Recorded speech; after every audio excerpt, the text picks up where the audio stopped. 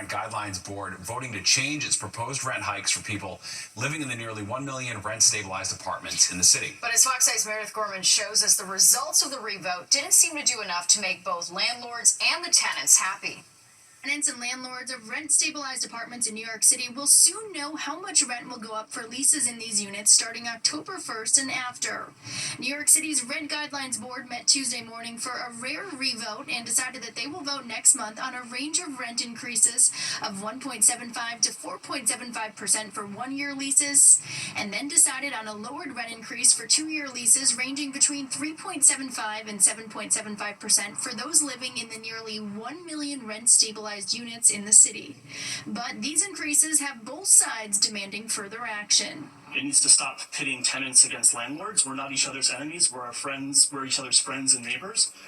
What we need to do is look to our legislature. Some landlords say that these proposed rent increases still won't cover the necessary taxes, insurance, and operating costs for them to remain financially stable.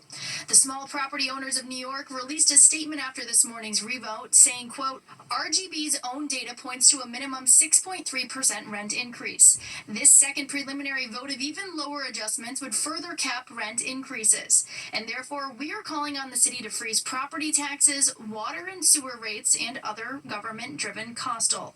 And the landlord we spoke to earlier agreed with this statement. If you would like to see lower rents, please lower our expenses. On the other hand, some tenants of these rent-stabilized units are calling for a full rent freeze, saying these proposed rent increase ranges are still too high for people to afford. Most rent-stabilized landlords, who are by and large quite large corporate landlords, are doing all right.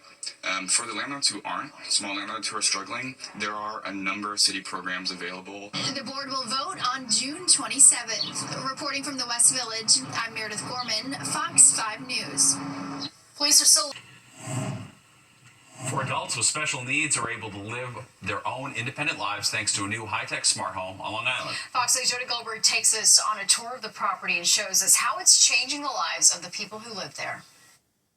Everyday tasks have been difficult for AJ Duran. I had to depend on staff for help. But now the 33-year-old who's living with cerebral palsy just moved into this smart home in Shirley, giving her a little more freedom. I can be more independent and not have to depend on staff so much for a lot of my everyday life. The house is owned and operated by Family Residences and Essential Enterprises, a nonprofit that promotes independence for individuals with varying abilities. And AJ is one of 4 to move in here after a complete renovation.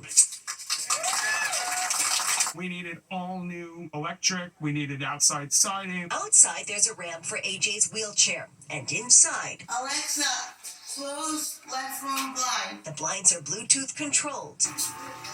The stove and sink could be adjusted. This one goes down to my level. And the oven doors open sideways, making it possible for AJ, who loves cooking, to use it. I can actually cook a meal, make breakfast. These are the people who need the technology the most, according to officials who say many times it's difficult for them to get it. They also say this kind of smart access reduces the number of staff coming in and out each day. Imagine being a family of 4 living in a ranch, and now you have 1, 2, 3 extra staff members sitting in your living room, sitting around your kitchen table. It's like hosting. Alyssa Slade is most excited about having her own desk. I want to be like everybody else so badly. The nonprofit plans to retrofit the nearly 70 other homes across Long Island with the same smart technology. This is a home where they can age in place. And the hope is for other organizations across the nation to follow suit. All that you guys take for granted, now that I get the chance to do it for myself. Making what was once impossible now possible. In Shirley, Long Island, Jody Goldberg, Fox 5 News. And from reality stars to... You're watching the 10 o'clock news. Now to a group of parishioners fighting to save their church. They want it reopened despite the fact that the Newark Archdiocese has closed it. So far, they've gotten mayoral intervention to stop the wrecking ball for the time being. But they're looking for divine intervention to save their house of worship. Fox 8 Sharon Crowley's live in the newsroom with more on the battle going on in Bayonne. Hey, Sharon. Yeah, this group just simply won't give up. Some Catholics in Bayonne, New Jersey, as you mentioned, so determined to reopen their church close by the Archdiocese that the fight is going, they hope, all the way to the Vatican. Grassroots organizing and fundraising, all motivated by their love of their church and their faith. Parishioners celebrated the final Mass last fall at St. Andrew's Catholic Church in Bayonne, New Jersey. You see, the Newark Archdiocese, led by Cardinal Tobin, made the difficult decision to close the church, citing declining attendance and costly repairs needed for the century-old building. Heartbroken parishioners have been fighting ever since to convince the Cardinal to reconsider. We made a promise to the parishioners, the older parishioners, those in their 80s and 90s, that we would try our best to have this church reopened. The faithful even hired a canon lawyer to appeal to the Vatican. This is their home from a spiritual purpose. And the Archdiocese has decided to relegate, to return the church to a not church aspect, not a worship site. And on this night, they invited local elected officials to a meeting to help them understand their options. My friend Wayne said to me, "Don't cry." I'm not crying, I'm mad. Mary Borello Soretta was baptized, had First Holy Communion, and got married in this church. Church members and city leaders got St. Andrew's declared a historic landmark, but it only protects the facade of the church from destruction. The building itself is still owned by the Newark Archdiocese, and this week, demolition crews got to work. I feel like this destruction and demolition is a personal affront to every single parishioner. This is an attack on our, it quite makes us question our faith. Cardinal Tobin has taken the necessary steps so that this historic building doesn't have to function as a church anymore. Something St. Andrew's parishioners who have shared generations of memories and milestones here just can't accept. Well, city leaders tonight at that meeting telling church members that they may have somebody actually interested in buying the church building if the diocese is willing to sell it. They suggested that neighbors maybe try to raise money to create a museum on the site for their generations of sacred memories. But these parishioners in this close-knit community, Steve, are hoping the new pope overrules the cardinal and gives their church a second chance. Now, I did reach out to Cardinal Tobin, and we await his response, and we'll bring it to you when we get it. Very well. All right. Thanks, Sharon. Olympic gold medalist Mary Lou Retton faces charges of driving under the influence. According to police in her hometown of Fairmont, West Virginia, she was pulled over on Saturday, May 17th, after reports of a Porsche driving erratically. She allegedly was slurring her words and failed the sobriety test. She was released from custody after paying a $1,500 bond. Retton was just 16 years old when she became the first American female gymnast to win the all-around at the 1984 LA Olympics. And President, there are 3 casino licenses up for grabs in downstate New York, and the competition to get them is fierce. All right, but tonight it looks like Mets owner Steve Cohen is one step closer to having his dream of a casino next to Citi Field become reality. Fox 5 Jessica Formoso has more on the vote that just happened in the state Senate. Ayes 54, nays 5. The bill's passed. The New York State Senate voting Tuesday 54-5, allowing the use of state parkland surrounding Citi Field to be redeveloped. This move paves the way for billionaire Mets owner Steve Cohen to advance his proposal for the $8 billion metropolitan project, which would include a casino, hotel, community space, and a 25-acre park in the 50 acres of parking lots in and around Citi Field. It's necessary in order for them to even submit their application to the Gaming Commission for one of the casino licenses. Trying to get one of the 3 casino licenses that are up for grabs in New York has been an uphill battle for Cohen. Casinos may bring lights, but they also bring shadows. They extract wealth from working class communities. They prey on addiction.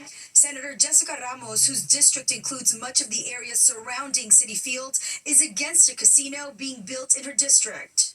But after decades of public neglect, it feels like the first serious proposal on the table is a casino. That is not the kind of development that my community deserves. This is not just about a casino, it's about tremendous amount of benefits that the public would gain from thousands of jobs, good paying jobs with a preference for local residents, to $1 billion worth of new infrastructure. The bill now heads to Governor Hochul. If the governor does sign it, the next step would be for Steve Cohen to submit his formal proposal to the New York State Gaming Commission. They have to submit this by the end of June. And then by the end of this year, in December, the Gaming Commission will decide the merits of all the proposals and choose 3 proposals that would win one of the gaming licenses each. Cohen putting out a statement saying, quote, "We are one step closer. This is just the start, and we are committed to working closely with the community and fans every step of the way." At City Field, I'm Jessica Formoso, Fox 5 News. Well, here's a question for you. Would you rather be bored or broke?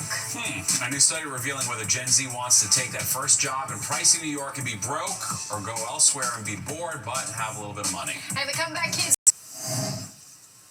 New York City, they say if you can make it here, you can make it anywhere. And if you can afford to live here, that's half the battle. Fox 5's Jennifer Williams shows us how Gen Z values their lifestyle more than the numbers in their bank account. Employers are expected to hire 7% more recent grads this year than they did last year. But given the high cost of living in New York City, it's not the best place to start a career. But it begs the question, would you rather be bored in a smaller city or broke in NYC?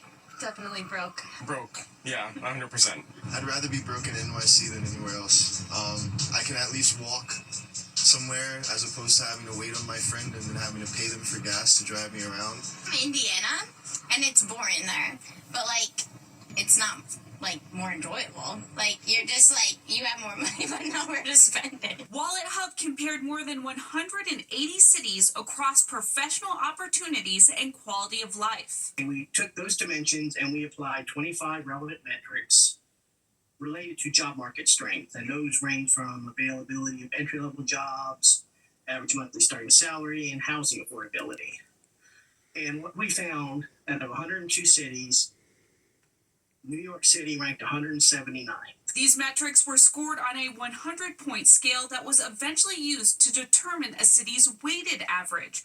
When it came to availability of entry-level jobs, New York City was dead last in that area.